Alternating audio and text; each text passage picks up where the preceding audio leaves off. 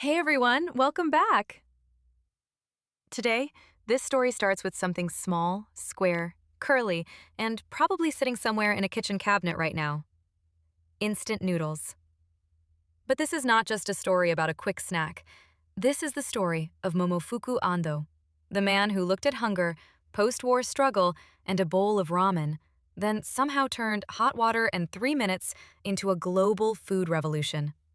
So grab a snack, maybe even a suspiciously delicious cup of noodles, and let's meet the hidden chef behind instant noodles. Have you ever opened a packet of instant noodles at midnight and thought, wow, this tastes like survival, comfort, and questionable life choices all in one bowl? Maybe it was during exam week. Maybe it was after a long workday. Maybe it was 2 a.m., the fridge was empty, and the only thing standing between a person and emotional collapse was a tiny seasoning packet. But behind that humble block of noodles was not just a food product. There was a man. His name was Momofuku Ando, and he was not a celebrity chef with a fancy restaurant, dramatic knife skills, or a cooking show where everyone says, "beautiful," every 5 seconds. He was something different.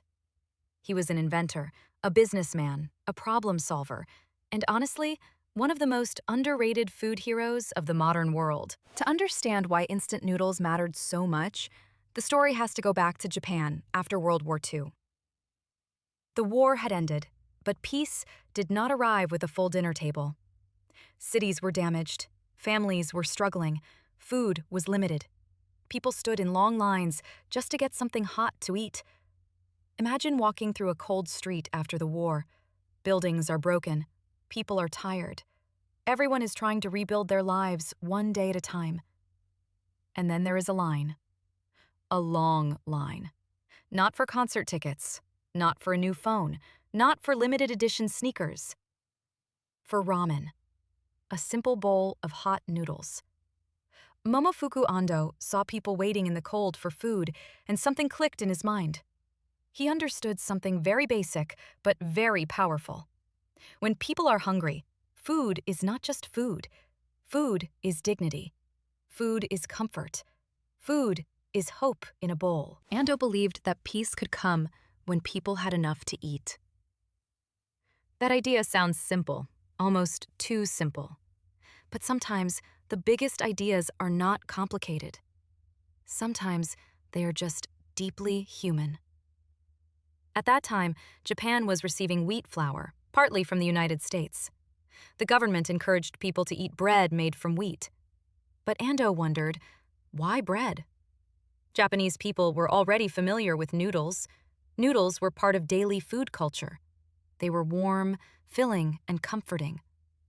So why not make noodles that could be stored, transported, and prepared easily? Sounds obvious now, right? But back then, it was not obvious at all. Fresh noodles spoiled quickly. Dried noodles took time to cook. Ramen shops needed kitchens, staff, broth, bowls, and customers willing to wait. Ando wanted something almost magical. A noodle that could be kept for a long time. A noodle that already had flavor. A noodle that could be cooked just by adding hot water. A noodle that anyone could prepare, even if their cooking skill level was basically, can boil water, maybe. That was the dream. But the dream was not born in a giant research lab with scientists in white coats and dramatic background music. It was born in a small wooden shed behind his house in Ikeda, Osaka. Yes, a shed. Not exactly the glamorous birthplace of a global food empire. Inside that little workspace, Ando experimented day after day. He tested flour, water, seasonings, heat, drying methods, and probably questioned his life choices more than once. His goal was clear, but the path was messy. The noodles had to be tasty. They had to cook quickly. They had to last a long time.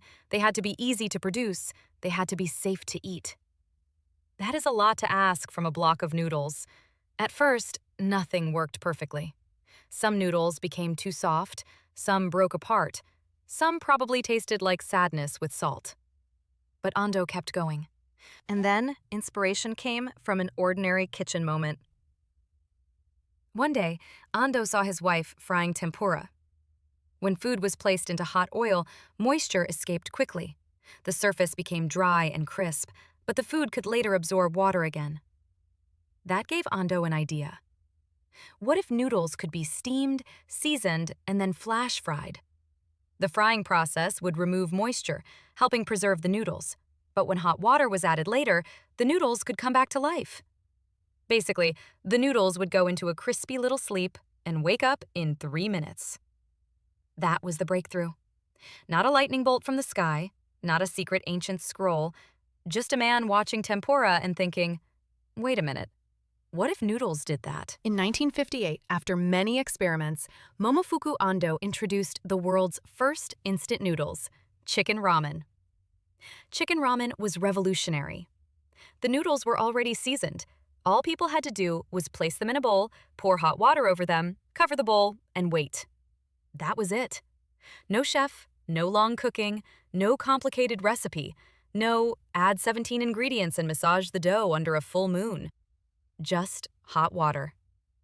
And that changed everything. But here's the funny part. When chicken ramen first appeared, it was not seen as cheap student food. It was actually more expensive than regular noodles at the time. So yes, instant ramen started out as the fancy new kid. People looked at it and thought, wait, noodles that cook themselves? Is this science? Is this magic? Is this allowed? Chicken ramen had something powerful: convenience. And convenience is a very sneaky superpower. At first, people may resist it. Then they try it. Then they depend on it. Then suddenly, society cannot imagine life without it. Think about instant noodles today. College students eat them. Busy workers eat them. Travelers eat them. Families keep them at home. People customize them with eggs, vegetables, chili oil, cheese, leftover chicken, or whatever mysterious item is in the fridge. Instant noodles became not just food, but a platform, a blank canvas, a survival tool, a tiny edible emergency plan. Ando did not stop with chicken ramen. He kept thinking about how to make noodles even easier and more global. Years later, he noticed something interesting when trying to introduce instant noodles outside Japan. In some countries, people did not always have ramen bowls. They did not always use chopsticks. Some people broke the noodles into cups, poured hot water in, and ate them with forks. Instead of saying, "No, you are doing it wrong," Ando paid attention. That was one of his strengths. He observed how real people behaved. Not how companies wished people behaved, not how traditions said people should behave, but how hungry people actually solved problems. And from that observation came another legendary idea: Cup Noodles. In 1971, Nissin launched Cup Noodles, a product that put the noodles, seasoning, toppings, cooking container, and eating bowl into one package. That may sound normal today, but at the time, it was genius. The cup was not just packaging. The cup was cookware. The cup was a bowl. The cup was part of the invention. It was food design at its finest. Open the lid, add hot water, wait, eat. That was not just a meal. That was a system. And honestly, it is still one of the greatest examples of make life easier design. No dishes? No problem. Tiny apartment? No problem. Office lunch? No problem. Hotel room with only a kettle and emotional fatigue? Absolutely no problem. Cup noodles helped instant ramen spread around the world. It crossed borders, cultures, and kitchens. And because it was so adaptable, every country could make it its own. Some versions became spicy, some became seafood flavored, some became beefy, creamy, cheesy, curry-filled, or terrifyingly hot. Instant noodles became a global language. A person may not speak Japanese, they may not know who Momofuku Ando was, but they probably understand the sound of peeling back a noodle cup lid. That sound says, dinner is happening. But Ando's story is not just about noodles. It is about persistence. He was not a young founder in a hoodie launching an app from a coffee shop. When Chicken Ramen came out, he was 48 years old. that matters. Because people often act like success has an expiration date. Like if someone has not changed the world by 25, they should just quietly become a houseplant. But Ando proved that reinvention can happen later. He had faced failure before. He had business problems, he had setbacks, he had lived through a difficult period in history. And still, he created something that reached billions of people. His life says, it is not too late to build something meaningful. Also, sometimes the world-changing idea is not glamorous. It might not look like a rocket. It might not look like artificial intelligence. It might not look like a luxury product. Sometimes it looks like noodles in a packet. That is what makes the story so good. Instant noodles are humble. They are everywhere. People joke about them. People eat them when they are broke, tired, busy, lazy, nostalgic, or just craving something salty and warm. But their invention came from a serious question. How can food reach more people more easily? That question still matters today. Food insecurity still exists. Convenience still matters. Affordable meals still matter. And the idea that technology should serve everyday human needs still matters.